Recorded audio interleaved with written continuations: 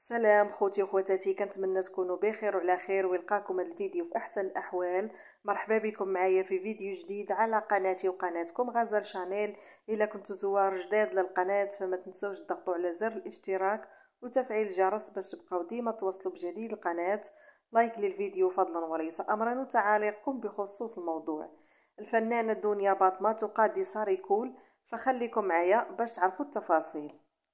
تستعد المثيرة للجدل بأخبارها دائما وأبدا الفنانة دنيا باطمة في هذه الأيام القادمة لتوكيل محامية أجنبية لتنوب عنها في رفع مجموعة من الشكايات والقضايا في إسبانيا ومجموعة من الدول الأوروبية ضد كل من سولت له نفسه الاسترزاق باسمها والزج به في مجموعة من الفيديوهات المسيئة لها والمضمنة عبارات السب والشتم والبعيدة عن الحقائق وفبركة الأخبار من أجل رفع المشاهدات على اليوتيوب وبالتالي رفع نسب الأرباح وتضليل الرأي العام.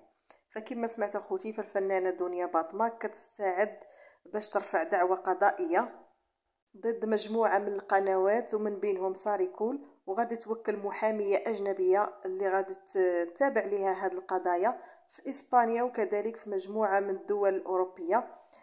هاد القنوات هما متهمين بالسب والقذف في حق دنيا باطمة. فهنا كنكون وصلنا لنهاية الفيديو، شكرا لكم على المشاهدة.